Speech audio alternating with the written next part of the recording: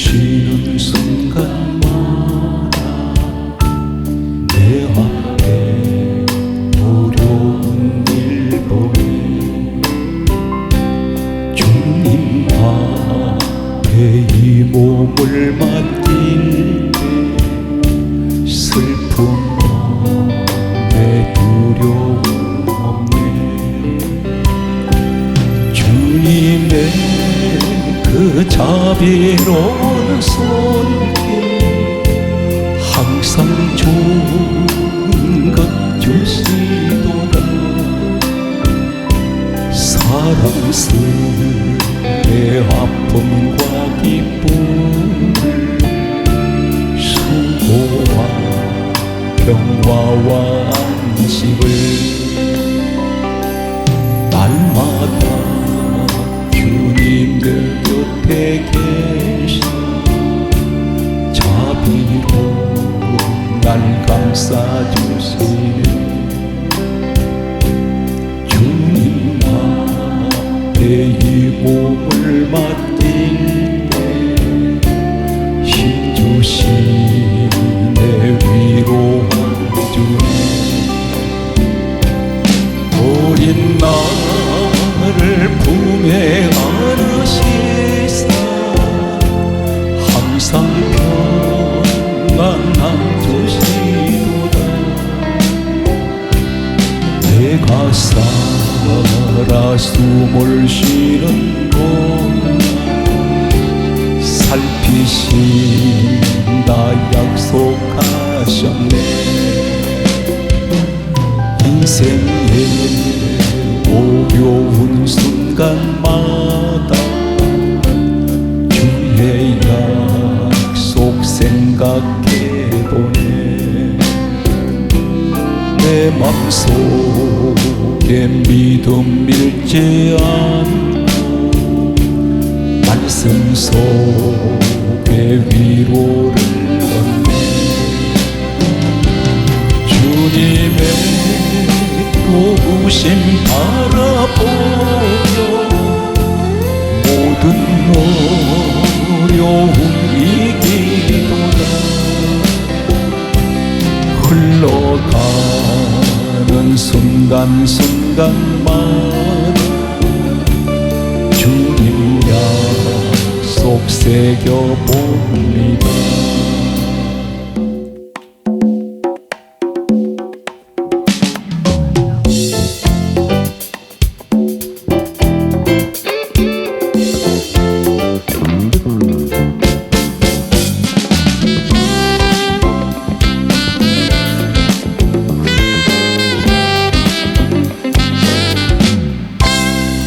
모든 시험 무거운 짐을 주 예수 앞에 어뢰이며 근심에 쌓인 날 돌아보자 내 근심 모두 맡으시네 무거운 짐을 나 홀로 지고 견디다 못해 쓰러질 때 불쌍히 여겨 구원의 주님 은혜의 주님 오직 예수 내 모든 괴로움 닥치는 환난 주 예수 앞에 어뢰이며 주께서 친히 날 구해 주사 넓으신 사랑 베푸시네 무거운 짐 나 홀로 지고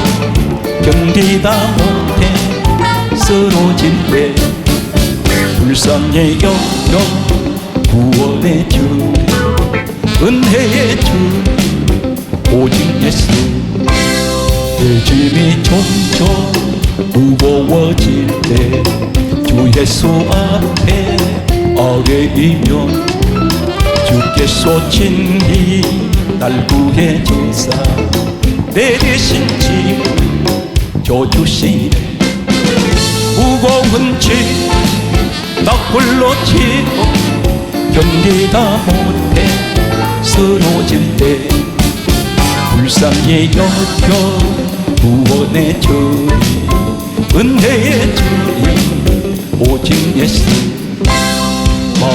지워 무서운 죄를 주 예수 앞에 아뢰이며 예수는 나의 능력이 되사 세상을 이길 힘주시네. 무거운 짐과 홀로 지고 견디다 못해 쓰러질 때 불쌍히 여겨 구원의 주님 은혜의 주님 오직 예수. 예수 사랑하신 거룩하신 말일세 우리들은 약하나 예수 권세만 할렐루야. 날 사랑하신 날 사랑하신 날 사랑하신 성경에서 나를 사랑하시고 나의 죄를 다시소 하늘 문을 여시고 들어가게 하시네. 날 사랑하신 날 사랑하신 날 사랑하신 성경에서 내가 용납할수록 더욱이 여기서 높은 보좌 위에서 낮은 날 할렐루야. 날 사랑하신 날 사랑하신 날 사랑하신 성경에서 세상 사는 동안에 나와 함께 하시고 세상 떠나가는 날 천국 가 주여. 날 사랑하신 날 사랑하신 날 사랑하신 성경에서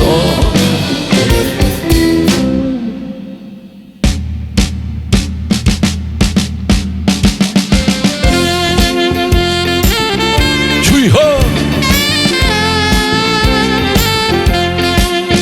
주님 찾아오셨네.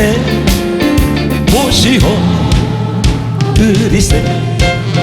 가시관을 쓰셨네. 모시어 드리세. 우리 죄를 속한 십자가를 지셨네. 받은 고난 고쳐라. 모시어 드리세. 오라손 자 오셨네. 모시어 드리세. 인자도 이 들렸네. 모시어 드리세. 헛된 교만 드리세. 우리 구주 모시고 영원 복난 누리세. 모시어 드리세. 겸손한 자 찾도다. 모시어 드리세. 하늘에서 부르네. 모시어 드리세. 좋은 자리 드리고 주실 은혜 구하세. 하늘나라 세우세. 모시어 드리세. 주여 내가 믿으니 오셔서 주여 환영하오니 오소서 오소서 생명길로 이끄사 슬픔 위로하시고 진리 알게 하소서 오소서 오소서.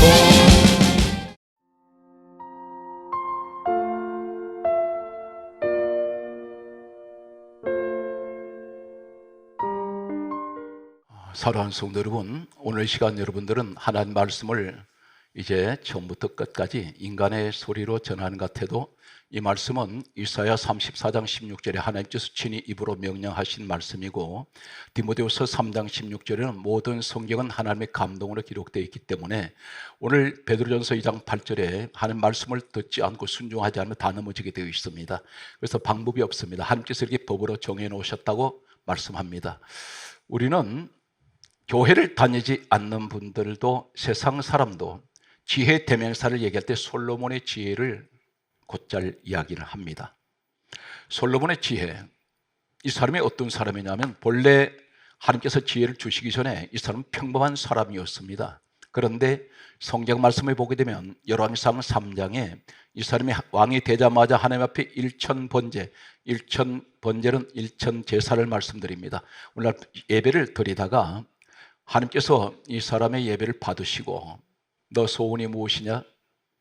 내가 너에게 무엇이니 구하라. 그러면 내가 주리라 말씀할 때 이 사람이 지혜를 구했습니다. 지혜를 받았던 이 솔로몬이 가장 먼저 성경이 이렇게 강조하고 있습니다. 두 여자 재판 사건이 기록됩니다. 무엇이 이렇게 중요할까요?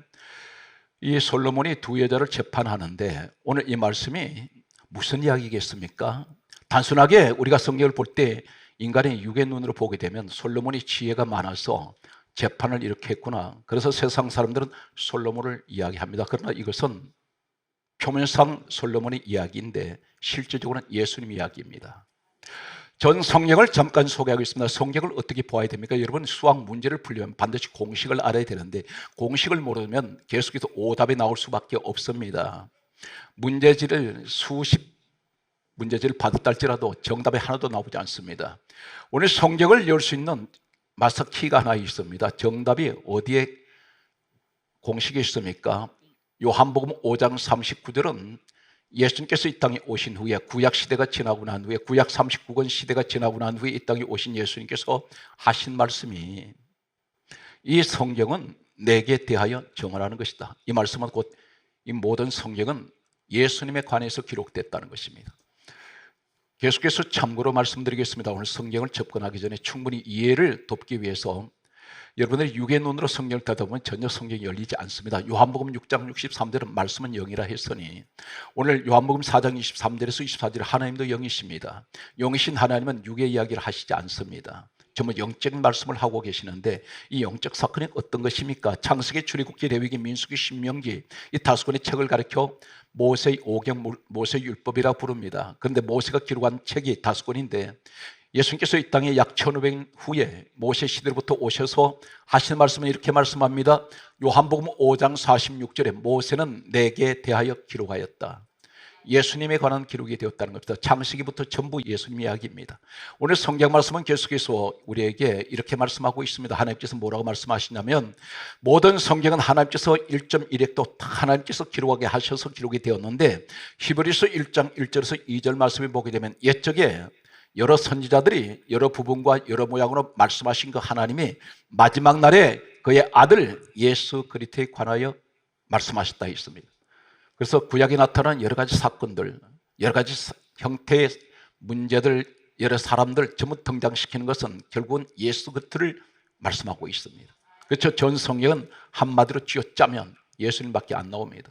여기 다른 이야기가 나올 것이 없습니다. 말씀을 소개합니다. 그렇다면 솔로몬과 두 여자 사건이 무슨 이야기겠습니까? 열왕기상 3장 16절부터 말씀을 전하면서 오늘 이 자리에 그렇게 기도했는데 왜 응답이 안 됩니까? 다른 사람은 빈둥빈둥 놀고 있는데 나는 그렇게 기도 많이 하는데 왜 응답이 안 될까요? 하나님 보실 때 너 기도만 하는 데서 능사가 아니다. 이사야 1장 15절에 이렇게 말씀합니다. 너 아무리 많이 기도해도 난 너 보기 싫다. 기도하는 사람 보기 싫다는 것입니다. 너 내 집에 오지 마라. 문 닫아버려라. 성전문 닫을 자가 없느냐 말씀하신 우리 하나님께서 왜 그렇게 말씀합니까? 나는 너가 많이 기도할지라도 듣지 아니하리니 너 손에 피가 가득함이라. 손에 피가 묻어 있다는 것은 남을 죽이는 피입니다. 그러면 이걸 살인을 했으면 피는 살인을 하는 것인데 살인이 무엇일까요? 하나님 보시는 이 살인은 요한 1서 3장 15절 말씀에 보게 되면 미워하는 자는 살인하는 자라 있습니다. 얼마나 많이 미워하십니까? 날마다 그 미움을 가지고 있는 분이 있습니다. 이것을 빨리 지워야 되는데 그것을 품고 다닙니다. 원한 맺힌 마음으로 이렇게 원한을 가지고 미움을 가지고 시기를 가지고 기도하시면 기도 응답 안 됩니다. 그래서 지금까지 헛고생한 겁니다. 내 마음속에 미움을 지우십시오. 하나님 기도 안 받습니다. 금식 기도 안 받습니다. 하나님께서 말씀하는데 너 언제 내가 너한테 금식 기도 하라고 한 적 있냐? 내가 했지 않습니까? 작정 기도 하나님 시켜서 한 것도 아니고 내가 급하니까 작정 기도했는데 응답이 안 되니까 금식 기도했는데 왜 응답이 안 됩니까? 작정 기도했는데 왜 응답이 안 됩니까? 이거 가지고 하나님께 따지는 사람이 있습니다. 그러면서 결론은 하나님 안 계신다고 또 이렇게 혼자서 결론을 내립니다. 얼마나 무서운 이야기입니까? 오늘 성경 말씀은 이 주제를 가지고 갑니다. 이 솔로몬의 두 여자 재판 사건은 결론을 이야기합니다. 진짜와 가짜를 가려냅니다. 낮과 밤이 있습니다. 확인하게 구별됩니다. 진짜와 가짜가 있습니다. 진실과 거짓이 있습니다. 천국과 지옥이 있습니다. 빛과 어둠이 있습니다. 이 전부 하나님께서는 전부 두 개로 나눠 놓으셨습니다. 두 여자 재판 사건을 소개합니다. 열왕기상 3장 16절에 보게 되면 두 여자가 있습니다. 열왕기상 3장 17절에 보면 두 여자가 한 집에 같이 살았습니다. 열왕기상 3장 18절에 보면 두 여자가 같이 아들을 낳았습니다. 이 여자들에게는 아이들이 있습니다. 그런데 열왕기상 3장 19절 말씀에 보게 되면 한 여자가 밤에 잠을 자다가 자신의 아이 위에 성령 강압이다 누움으로 아이가 질식해서 죽어버렸습니다. 누가 누구 죽였습니까? 자기 엄마가 자기 자식 죽였습니다. 언제 죽였습니까? 밤에 잠자다가 죽였습니다. 이 시간에도 영적 깊은 잠에 빠져있는 사람들이 있습니다. 이 사람들이 자신을 모르게 자신의 자식을 죽이는 사람이 있습니다. 깨어 있어야 되는데 성경 말씀은 계속해서 이렇게 강조합니다. 열왕기상 3장 20절 말씀에 보면 이 죽은 아이 어머니가 일어나서 살아있는 아이 어머니 옆에 누워있는 살아있는 아이를 자기가 가져오고 자신이 죽은 아이는 살아있는 아이 어머니 곁에 눕혀놓았습니다. 열왕기상 3장 21절 말씀에 보게 되면 아침에 일어나 보았더니 이 산 아이 어머니가 보니까 자신의 아이가 아니고 다른 여자 아이가 죽은 아이가 옆에 누워 있었습니다. 성경 말씀은 이렇게 강조합니다. 열왕기상 3장 22절 말씀에 보게 되면 이 살아있는 아이 어머니가 다른 여자의 죽은 아이를 가져가서 내 아이를 내놓으라고 서로 싸우기 시작합니다. 두 사람이 해결이 되지 않을 때에 솔로몬에게 열왕기상 3장 24절 말씀을 보게 되면 솔로몬 앞에 가지고 갔습니다. 솔로몬 왕 앞에 가지고 갔습니다. 이때 솔로몬이 대단히 중요한 말씀입니다. 칼을 가져오라 했는데 칼의 의미가 뭘까요? 칼 가져오너라. 그랬을 때 열왕기상 3장 25절은 정확하게 이렇게 말합니다. 이 살아있는 아이를 나누어서 반반씩 나누어 두 여자에게 나눠주어라. 아이가 반토막 나게 생겼습니다. 이때에 이 살아있는 진짜 어머니가 26절에 보게 되면 이렇게 말합니다.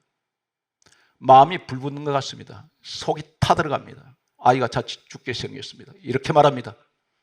이 아이를 저 여자에게 주십시오. 그리고 하는 말이 아무쪼록 죽이지 마옵소서. 사정합니다. 자신의 아이인데 죽을 것 같습니다. 가짜 어머니가 이렇게 말합니다. 죽여버리세요. 나눠버리세요. 쪼개버리세요. 내 것도 되게 하지 말고 저 여자 것도 되게 하지 말고 없애버리십시오. 이때 유명한 판결을 내립니다. 열왕기상 3장 27절에 솔로몬이 이렇게 말합니다. 죽이지 말라 한 저 여자가 산 아이의 어머니이니 저 여자에게 아이를 주어라. 이것이 솔로몬의 재판입니다. 이게 무슨 이야기인지 아십니까? 여기 진짜 어머니, 가짜 어머니가 나옵니다. 혹 당신은 가짜입니까? 아니면 진짜입니까? 누가 기준을 보십니까? 솔로몬이 누굽니까? 솔로몬이라 말은 평화라는 뜻을 가지고 있습니다. 그런데 오늘 복음적으로 보게 되면 사전에 말씀드렸습니다. 성경에 이렇게 강조해 있습니다. 요한복음 5장 39절에 이 성경은 내게 대하여 증언하는 것이다. 예수님 이야기입니다. 예수님이 평화의 왕으로 오셨는데 예수님 이 땅에 오시기 전 약 700년 전에 예언된 이사야서의 말씀을 보게 되면 이사야 9장 6절은 이렇게 말씀합니다. 한 아기가 우리에게서 낳고 한 아들을 우리에게 주신 바 되었는데 이때가 예수님 오시기 700여 년 전에 이미 예언을 하셨습니다. 한 아기 한 아들은 바로 우리 예수님이십니다. 그 얘기는 어깨엔 정사를 메었고 세상 통치권을 다 가지고 계십니다. 그러면서 그 이름은 5가지를 말씀하는데 기묘자, 모사, 전능하신 하나님, 영존하신 아버지, 평강의 왕. 우리 예수님은 평화의 왕으로 오셨단 말입니다. 그래서 솔로몬은 누구의 모습을 보여주시냐면 장차 이 땅에 오실 평화의 왕 되시는 예수 그리스도의 모습을 보이시고 있습니다. 그분은 만왕의 왕이 되십니다. 그런데 칼을 가지고 오라 했습니다. 이 솔로몬의 칼은 무엇을 말합니까? 에베소서 6장 17절에 성령의 검 하나님 말씀을 가지라. 히브리서 4장 12절에 하나님 말씀은 살아 운동력이 있어 좌우에 날선 어떤 검보다 더 예리하여 사람의 혼과 영과 관절과 골수를 찔러 쪼개며 사람의 마음과 생각을 감찰합니다. 그래서 말씀은 칼을 말씀으로 의미합니다. 그렇다면 마지막 때 예수님께서 오셔서 진짜 가짜 가련이실 때 어떻게 합니까? 평화의 왕 되시는 예수님은 말씀의 칼을 가지고 갖다 댄다는 겁니다. 칼 갖다 댈 때 진짜 가짜 가려져 버려요. 오늘 이 시대에 하는 말씀으로 가려냅니다. 그렇다면 말씀 속에 누가 진짜 가짜인지 우리가 영분별을 해야 되는데 고린도전서 12장 7절은 이렇게 말씀합니다. 신약에 성령의 나타남으로 주시는 은사 가운데 9가지가 있습니다. 이 9가지 가운데 지혜의 말씀, 지식의 말씀, 믿음, 병 고치는 은사, 능력, 행함, 예언, 영분별, 방언, 통력이 있는데 여기 영분별이 있습니다. 여러분 영분별로 다셔야 됩니다. 저 사람은 성령의 사람인가? 저 사람은 마귀의 영을 받았는가? 저 사람은 진짜인가 가짜인가? 영분별하십시오. 어떻게 하면 말씀을 가지고 영분별하라 말입니다. 말씀의 칼을 갖다 댔을 때 이게 가짜 진짜가 가려지더라는 것입니다. 그렇다면 성경 말씀은 이 땅에 오신 예수님은 무엇 때문에 오셨습니까? 성경 말씀은 요한 1서 4장 9절은 이렇게 말씀합니다. 하나님께서 자기 독생자를 세상에 보내심은 그로 말미암아 우리를 살리려 하심이라. 우리를 살리려고 하십니다. 오늘 이 살아있는 어머니는 아이를 내버려두면 죽습니다. 이 여자는 진짜 어머니인데 그런데 아이를 살리려 했습니다. 그런데 가짜는 어떻게 합니까? 죽이려고 합니다. 바로 이 영이 어떤 영을 받았습니까? 마가복음 9장 22절에 귀신은 죽이는 것이 목적입니다. 교회 안에 영혼 사냥꾼들이 있단 말입니다. 무조건 갈라냅니다. 나누고 쪼갭니다. 죽이러 다닙니다. 교회 예배가 목적이 아니라 하나님 만나러 나오는 것이 목적이 아니라 사람 죽이러 나오는 사람이 있습니다. 단독직입적으로 말씀드릴까요? 귀신령 받았습니다. 성령의 사람은 아니에요. 요한복음 10장 10절에 예수님이 이렇게 말씀하셨습니다. 마귀를 가리켜 도둑이 오는 것은 도둑질하고 따라서 죽이고 멸망시키려는 것 뿐이요. 이 마귀 귀신 같은 무리들인데 그들의 목적은 죽이는 게 목적입니다. 망하게 하는 것이 목적입니다. 교회에 영혼 사냥꾼, 교회 쇼핑하러 나오는 분들이 있습니다.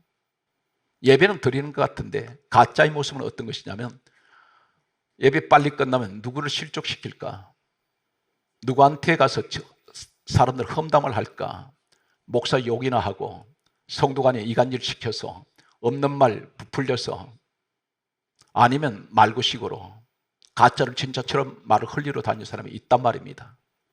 이 사람은 분명 오늘 솔로몬 재판에서 가짜 이 여자입니다. 나눠버리세요. 쪼개버리세요. 목사 관계 쪼개버리십시오. 성도와 성도 관계 나누세요. 가정에 돌아가도 이런 불행히도 이런 영을 받은 사람이 있으면 영은 두 가지밖에 없습니다. 성령 아니면 악령입니다. 오늘 여러분 성령의 사람 맞습니까? 성경 말씀을 소개합니다. 말씀을 계속해서 추적합니다. 누가복음 5장 6절에 보면 우린 잘 아는 내용 한 사건이 나오는데 바로 베드로가 밤이 새도록 그물을 던졌는데 수고를 했는데 고기 한 마리 못 잡은 사건이 나옵니다. 그런데 누가복음 5장 6절에 보면 예수님께서 깊은 데 가서 그물 내려 고기를 잡으라 말씀할 때 그물을 내렸더니 고기가 심이 많아 그물이 찢어지는지라. 엄청난 고기가 잡혔는데 그물이 찢어집니다. 그런데 누가복음 5장 11절에 모든 것을 버려버립니다. 이것이 뭔지 아십니까? 찢어대면 아무리 숫자가 많아도 버려버립니다. 찢는 자가 되지 마십시오. 사람에게 상처 주지 말란 말입니다. 사람 마음을 찢는 사람이 있습니다. 싸매야 되는데 예수님은 우리 싸매러 오셨습니다. 죄인 구원하러 오셨습니다. 죄를 들춰내러 오신 분이 아니라 죄 덮어주시려고 대신 십자가에 고린도 후서 5장 14절에서 15절에 예수님 대신 죽으셨습니다. 내 죄 덮어주시려고. 성경 말씀은 계속해서 소개합니다. 교회는 두 가지밖에 없습니다.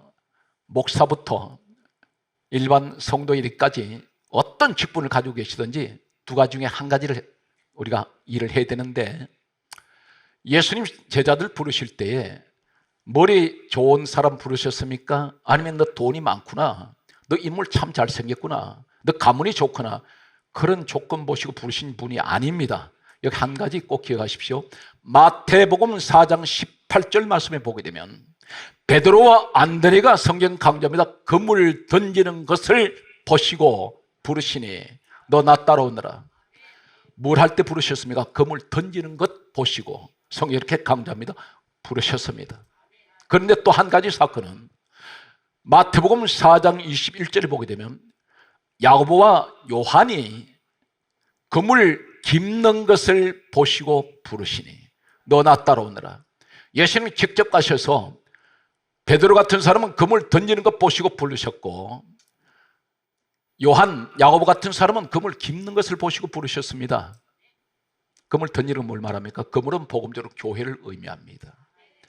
물고기는 익투스, 헬라의 익투스는 그리스도인들을 말합니다. 그렇다면 무슨 말입니까? 베드로 같은 사명은 전도의 사명입니다. 밖에 나가서 많은 사람들을 교회로 불러들입니다. 이 사람은 실제적으로 약 3,000명을 하루에 전도한 사람입니다. 전도의 사명을 가지고 주님 앞으로 그물 안으로 사람들을 데리고 들어오는, 교회로 데리고 들어오는 전도하는 사람이 있습니다. 그런데 또 한 가지는 요한 같은 사람, 야고보 같은 사람은 어떤 것입니까? 그물 깁는 사명입니다. 성도를 전도해서 들어왔는데 성도가 빠져나갑니다. 여러 가지 교회 와서 낫습니다. 사람이 새로 들어오면 이 사람은 관리를 해줘야 되는데 내가 낯선 사람이지만 같은 교회 하나 들어왔기 때문에 인사라도 서로 부드러운 인사를 목례 정도는 할 수 있습니다. 그런데 싸늘하게 지나쳐버릴 때 이 사람이 어디에 서 있어야 될지 모릅니다. 누가 챙겨주질 않습니다. 빠져나가 버립니다. 어느 날 없어져 버립니다. 이런 것을 사랑의 그물로 싸매주고 구멍이 뚫린 곳이 있으면 내가 막아줘야 됩니다. 이것이 바로 교회의 사명이란 말입니다. 어떤 자리에 섰든지 전도의 사명이 아니면 그물을 꿰매는 은혜로, 사랑으로 성도들을 세상 밖으로 나가지 못하도록 우리가 이것을 해야 할 사명이 바로 야고보, 요한 같은 삶입니다. 그런데 예수님 부활하셨습니다. 요한복음 21장 10절에 보면 부활하신 예수님이 베드로가 물고기 잡고 있을 때 찾아가셨습니다. 그리고 하신 말씀이 지금 잡은 생선을 좀 가져오느라.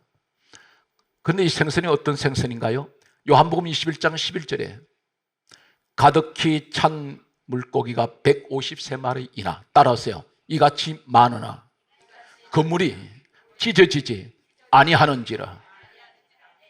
같은 베드로 사건인데 예수님 부활 전에는 찢어진 그물은 버려버립니다. 반면에 찢어지지 않는 그물이 있단 말입니다. 이 그물 고기는 찾으세요. 여러분 가정 어떻습니까? 서로 찢고 있지 않습니까? 서로 죽이려고 하고 미워합니다. 우리 주님은 나를 사랑하셔서 용서받지 못할 나를 사랑해 주시고 죄를 용서해 주셨는데 나는 작은 한 가지도 용서가 안 됩니다. 마태복음 7장 1절에 이렇게 말씀합니다. 비판하지 말라. 비판은 그 비판 네가 비판받는다. 고린도전서로 옮겨가겠습니다. 잘 들으십시오. 고린도 교회가 굉장히 큰 교회였습니다. 그 당시에는 엄청난 큰 교회였는데 많은 사람들이 모여들었습니다. 여기 지식인들도 있었고 부자들도 있고, 그리고 사회 상류층 사람들이 이 고린도 교회에 많이 모여들었습니다. 그런데 문제가 있습니다. 고린도전서 1장 5절에 바울이 이렇게 말합니다. 당신들은 모든 언변 그리고 모든 지식에 풍부합니다. 이 말이 무슨 말입니까? 언변이란 말은 당신은 모든 일에 말 잘하기로 대단합니다. 그 당시 사실 웅변가들이 많았습니다. 말 잘하기로 유명하고 모든 지식에 뛰어납니다. 고린도 교회가 그랬습니다. 지식이 하늘을 찌르고 웅변가들이 상류층 사람들이 모여들었는데 엄청나게 말 잘하는 사람들이 많습니다. 웅변가들, 지식이 뛰어난 사람들, 학자들도 있습니다. 그런데 또 이렇게 말합니다. 한 가지 더 말하기를, 고린도전서 1장 7절에 말하기를 이렇게 말합니다. 모든 은사에 부족함이 없습니다. 세 가지를 말해줍니다. 칭찬합니다. 당신들은 모든 언변에 풍족하고 풍부하고, 당신들은 모든 지식이 풍부하고, 당신들은 모든 은사가 부족함이 없습니다. 그러면서 여기서 뭐라 말하는지 아십니까? 이 교회는 이렇게 훌륭한 사람들이 세상적으로 많은데 고린도전서 3장 1절에 당신들은 육신에 속한 자요, 당신들을 내가 대할 때 어린아이같이 대하노라, 이렇게 말합니다. 당신들은 장성한 자가 아니라는 겁니다. 아무리 말을 잘하고 아무리 지식이 뛰어나고 아무리 은사가 넘쳐도 당신들은 어린아이입니다. 그리고 육신에 속한 자란 말이 무슨 말이냐면 바로 유다서 1장 19절에 육신에 속한 자는 따라서의 분열을 일으키는 자, 성령은 없는 자예요. 이 말씀을 지적을 합니다. 그러면서 놀라운 말은 고린도전서 3장 2절에 뭐라 말하냐면 당신들 어린아이가 어느 수준일까요? 지금 바울이 말하는 당신들 어린아이같이 내가 대합니다. 어른같이 대할 수가 없습니다. 장성한 자가 아니라 당신들은 어린아이입니다. 그런데 이 어린아이 수준이 어느 정도냐면 고린도전서 3장 2절에 당신들에게는 젖으로 먹이고 밥으로 아니하도다. 당신 젖먹이라는 것입니다. 한 가지 기회가 왔어요. 이 말씀을 제가 받고 묵상을 하는 가운데 젖먹이면 최소한 2-3살짜리인데 기도를 아무리 구해도 크게 안 주십니다. 젖먹이한테 못 주십니다. 분별력이 없잖아요. 젖먹이가 특징이 어떤 것이냐 아십니까? 젖먹이는, 아기는 분별력이 없어요. 그리고 이 젖먹이는 어떻습니까? 금덩어리 하나하고 예를 들어 사탕 한 개 갖다 놓고 너 어느 거 가질래? 하면 사탕 가질라 그럽니다. 젖먹이는 자기 몸도 관리 못해요. 기저귀 갈아줘야 됩니다. 젖먹이의 특징이 뭡니까? 아이들 잘 삐쳐요.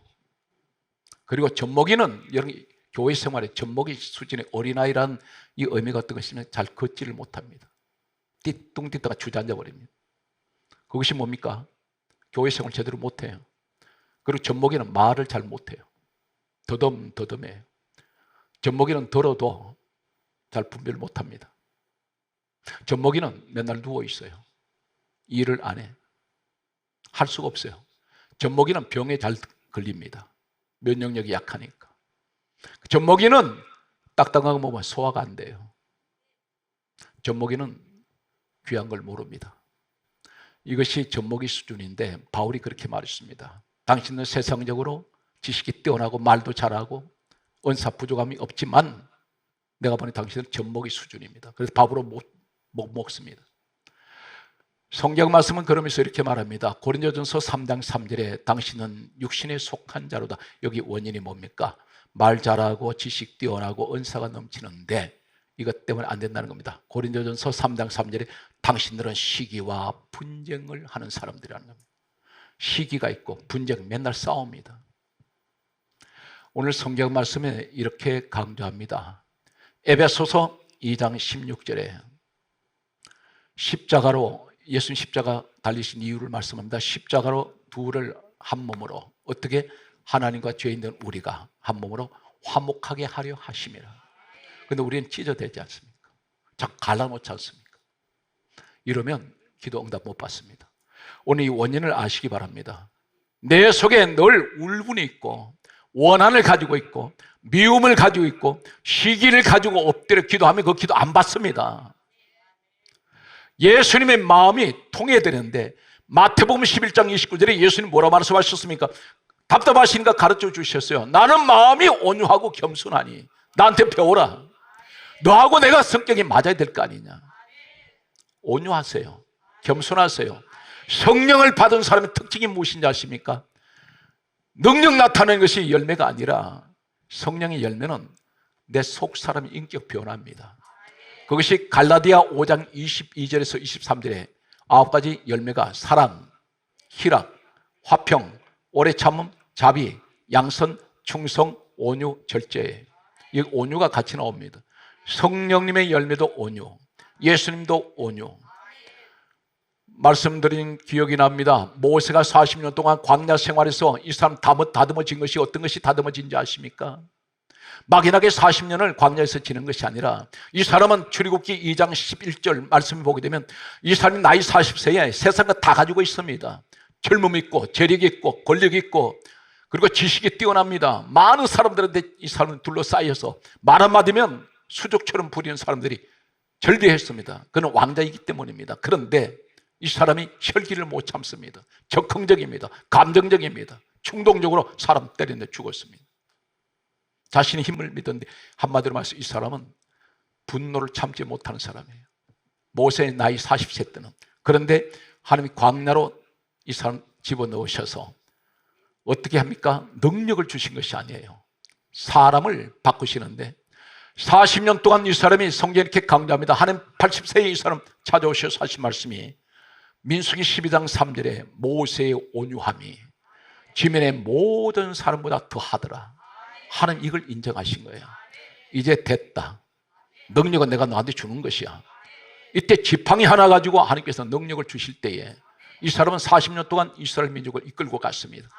오늘 우리는 능력을 달라고 말하는데 능력 받기 전에 우리는 솔직히 인간이 되어야 됩니다. 예수님을 닮아야 된단 말입니다. 날마다 조약돌처럼 깎아져 나가야 됩니다. 사랑하는 성도 여러분, 성경 말씀은 이렇게 강조합니다.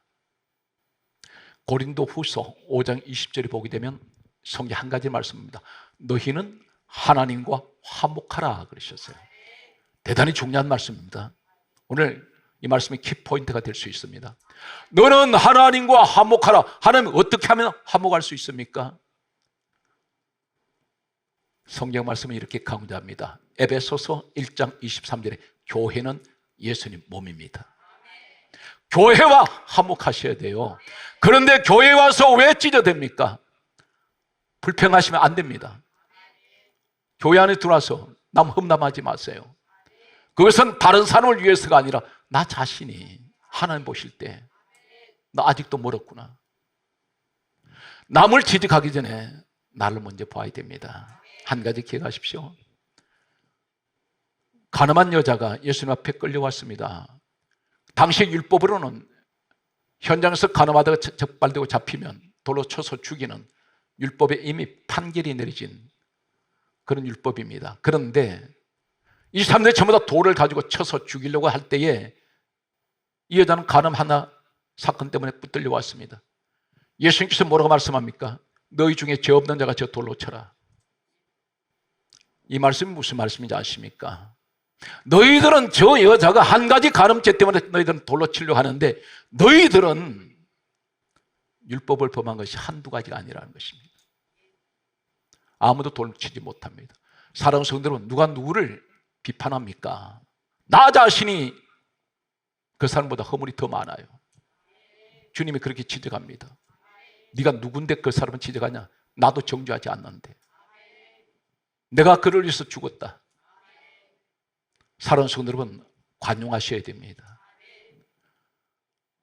예수님 눈으로 사람을 보면 용서할 수 있어요. 성경 말씀은 이렇게 강조합니다.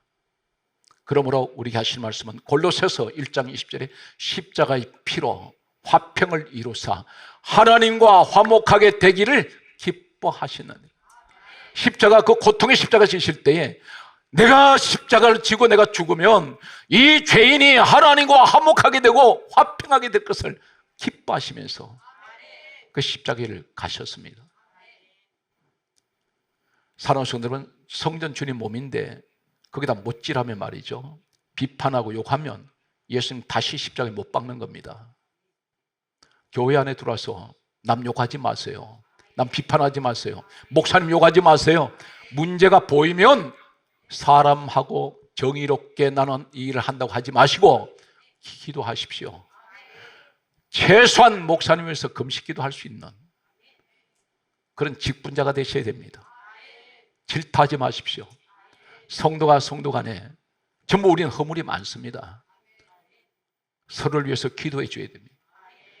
그리고 기도할 때 하나님, 차라리 내 눈에 부정한 것이 보이지 않게 해주세요.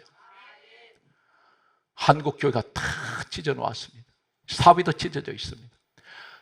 하루 종일 들어보아도 어느 소리에도 남을 칭찬하는 소리는 잘 들리지 않고 사회에서, 사방에서 들려오는 소리는 비판의 소리, 헐뜯는 소리, 욕하는 소리, 부정적인 소리밖에 안 들립니다. 사회가 정이 말라버렸습니다. 사랑도 말랐습니다. 덮어주는 사람은 별로 보이지 않고 전부 덜쳐냅니다. 양파 껍질 벗기듯이 까고 계속 까댑니다.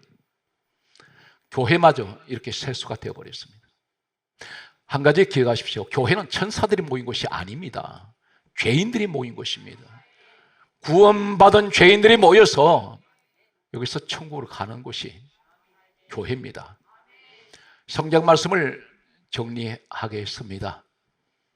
마태복음 5장 9절에 이렇게 말씀합니다. 화평하게 하는 자는 그들은 하나님의 아들이라 일컬음 받을 것이요. 주님 말씀하셨습니다. 화평하게 하는 자. 그런데 놀랍게도 가라지가 있습니다. 가라지가 어떤 것이 가라지일까요? 마태복음 13장 39절에 예수님이 이렇게 말씀합니다. 가라지를 뿌린 원수는 마귀요. 교회 안에 가라지 있단 말입니다. 쭉정이가 아니에요. 가라지가 뭐냐면 가짜란 말입니다. 이 삶 속에는 예수님이 안 계세요. 오로지 세상 것만 꽉 차 있습니다. 여러분, 한 번쯤은 잠자리에 드시면 이런 생각을 한 번쯤은 해보셔야 됩니다. 나는 과연 이렇게 해서 천국 갈 수 있을까? 자신을 돌아보는 회개 시간이 필요합니다. 과연 나는 지금 제대로 믿고 있는가? 목사님, 저는 솔직한 얘기로 매일같이 그 생각을 하고 잠자리에 듭니다. 오늘 날은 주님 보실 때 어떤 모습이었을까? 나를 위한 목회를 하고 있는가? 예수님을 위한 목회를 내가 하고 있는가? 항상 자신을 돌아보고 또 돌아봐도 늘 자신이 죄인인 것을 깨닫습니다. 기도할 때마다 하나님 뭘 주십시오가 없습니다. 회개밖에 없습니다. 회개는 평생 해도 우리의 모든 지금까지 살아온 날을 돌아보면 바다를 먹물 삼고 지난 날을 기록을 하면 온 천지의 기록에다 다 기록 못합니다. 너무나 더럽고 추한 죄의 발자취였습니다. 성경 말씀을 보면 이렇게 강조하고 있습니다. 고린도전서 14장 33절에 오직 우리 하나님은 따라하세요. 화평의 하나님이라. 사랑하는 성도 여러분, 남을 용서하십시오. 그리고 화평의 손을 잡으세요. 하나님 보실 때 이렇게 말씀합니다. 네가 진정으로 나를 닮았구나. 우리 예수님 죄 없이 십자가에 죽으실 때에 우리 때문에 죽으셨는데 나는 화의 손을 내밀지 않고 용서의 손을 내밀지 않습니다. 내가 먼저 손 내미는 사람이, 나는 잘못이 없지만 오늘 이 솔로몬의 두 여자 재판 사건에서 살아있는 어머니, 자신의 아이인데 자신이 양보하지 않으면 죽습니다. 교회 생활에서 억울한 소리 많이 듣습니다. 때는 모함도 당하실 것입니다. 일은 죽도록 했는데 들려오는 소리는 비판의 소리가 들려옵니다. 그럴지라도 내가 참아야 됩니다. 그렇지 않으면 시끄러워집니다. 주님은 아세요. 여러분 마음을 알고 계십니다. 얼마나 지금도 이 시간에 마음이 많이 찢어져 있습니까? 내 마음의 상처는 세상 약으로 치료할 수 없습니다. 우리 주님이 따뜻한 그 손길로 오늘 또 여러분을 마음을 어루만져 주시고 치료하실 것입니다. 오늘 이 자리에는 한마디로 주제가 무엇입니까? 나는 살아있는 아이의 어머니 같은, 항상 이런 사람 되시기 바랍니다. 그리고 가짜가 되지 마십시오. 진짜가 되세요. 그래서 기도하는 것마다 내가 때는 기도가 부족해도 하나님께서 내 마음을 아시고 미리미리 다 준비해 주시고 채워주시는 오늘 축복의 현장이 바로 이 현장 되시기를 예수 그리스도 이름으로 축복합니다.